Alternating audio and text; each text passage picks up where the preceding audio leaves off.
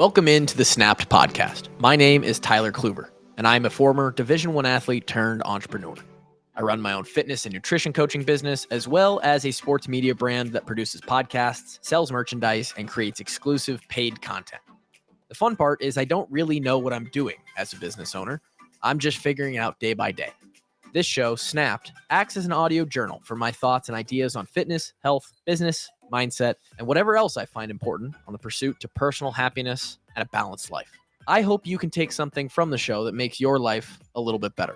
And regardless, I'm just happy you're here. Let's have a day. Let's go.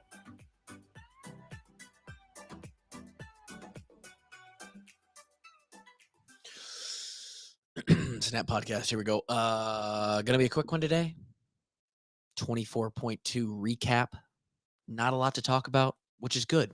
Needs to be a quick one. Spring break, hanging out with the fam, other stuff going on, got workouts to do.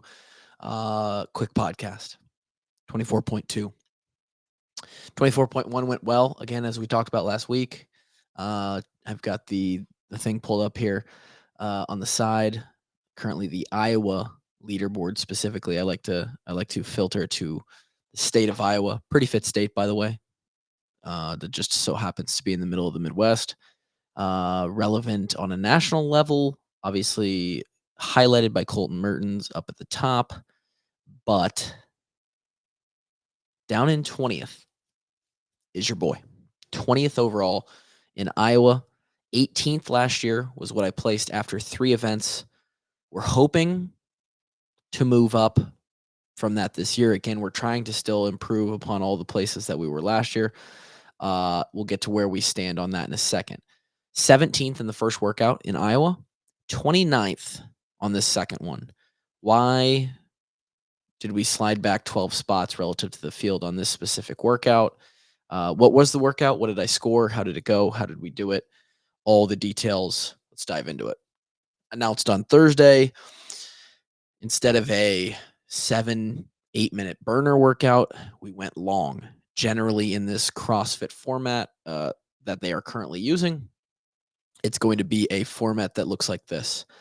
Some workout that for the best is going to be in the 5 to 8 minute time frame. Some workout that's going to be in the 8 to, let's call it 12 minute time frame, and another workout that is upwards of that 16 to 20 minute time frame. 3 different time frames there. We'll call it a long, short, and a medium. I'd say those are pretty good names for those time frames.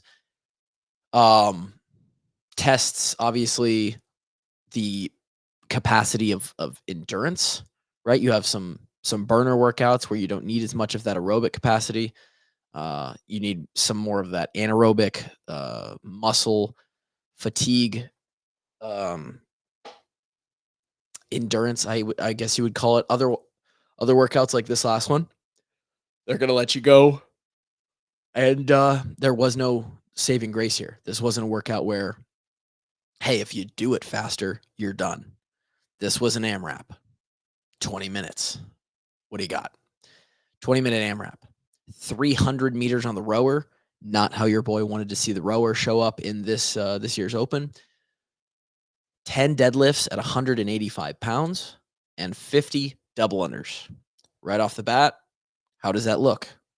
Well, generally, if you've been training and hitting your CrossFit like you should be, you've been training all the modalities.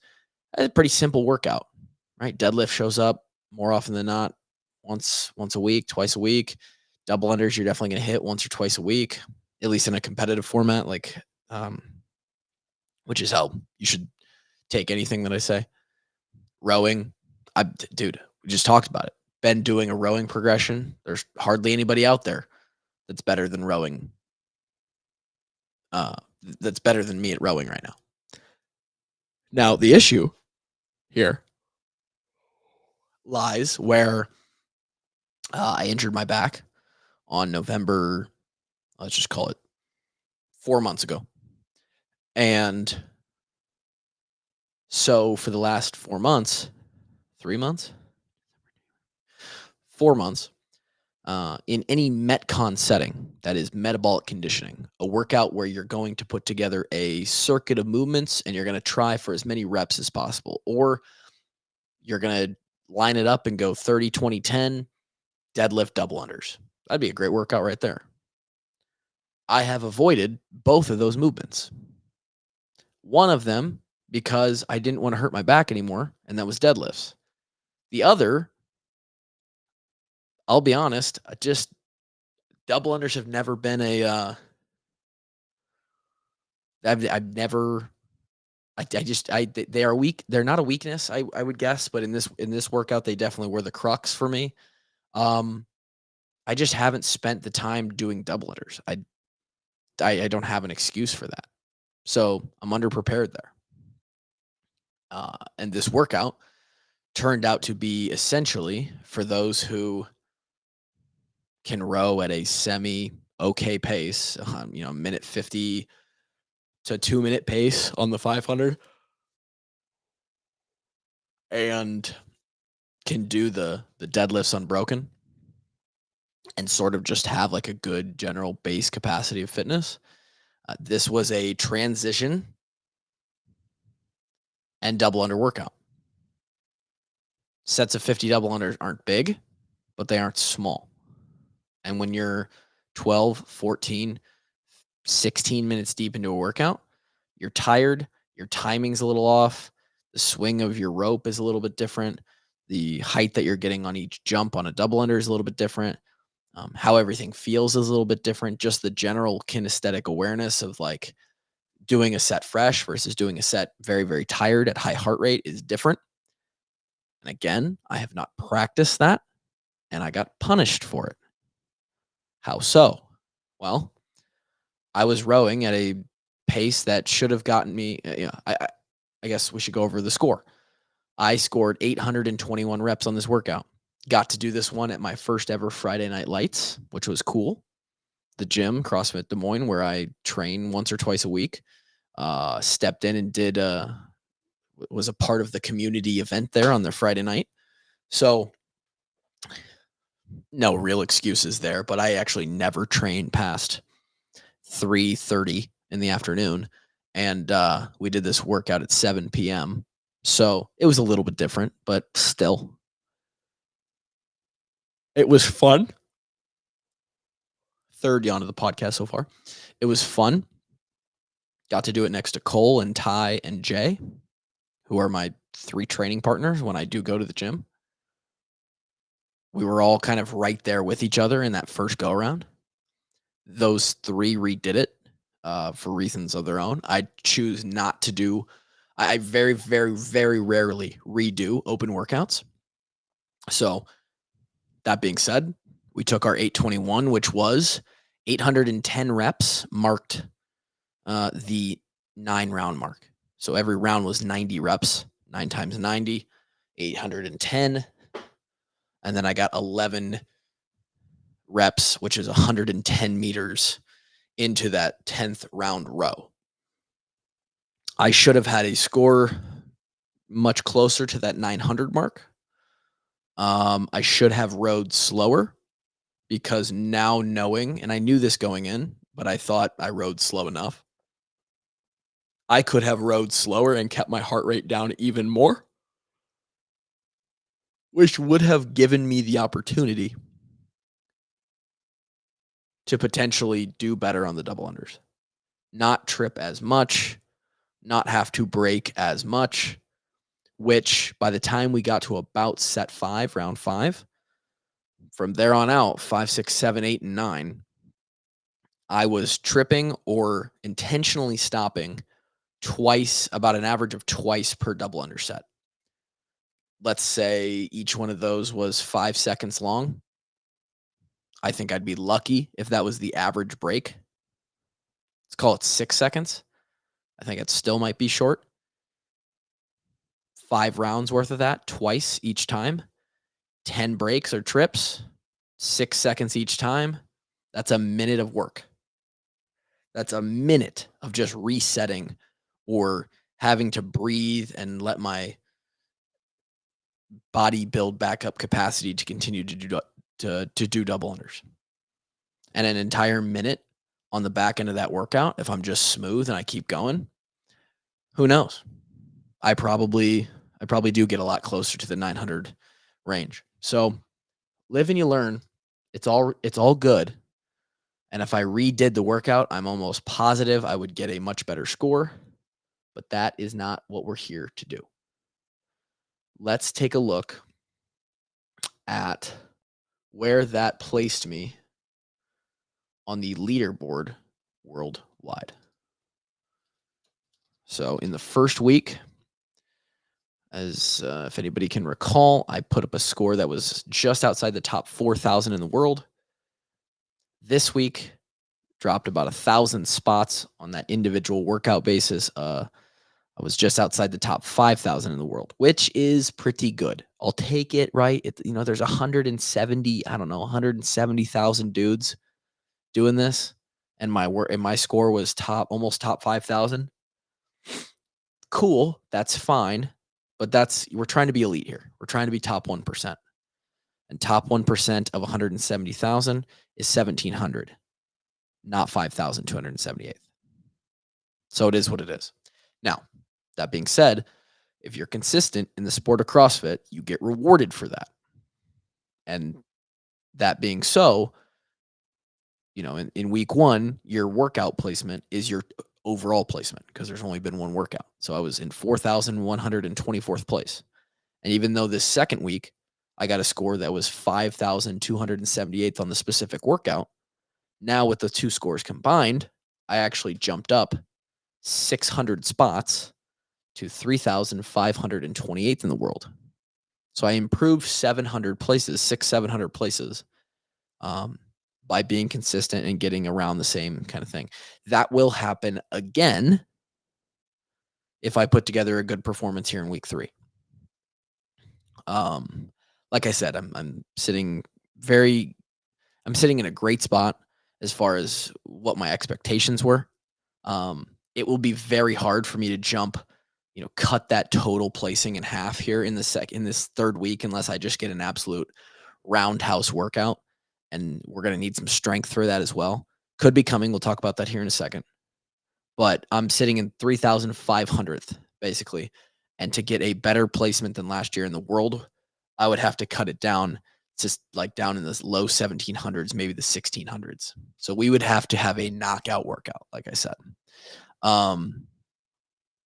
Relative to how that placing plays in the region, let's take a look at that.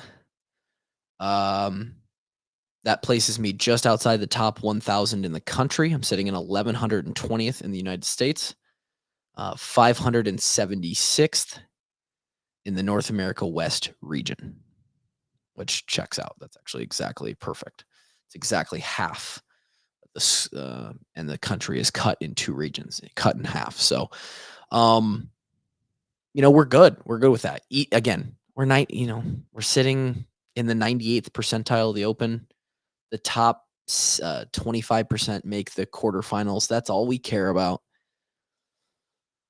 I know what my training was leading into this. I'm not, it's not a big deal, but it's the competitive nature that comes out in me. Would have loved to see rowing in a different capacity where your ability to row at high intensity and high output was rewarded rather than your ability to just do it.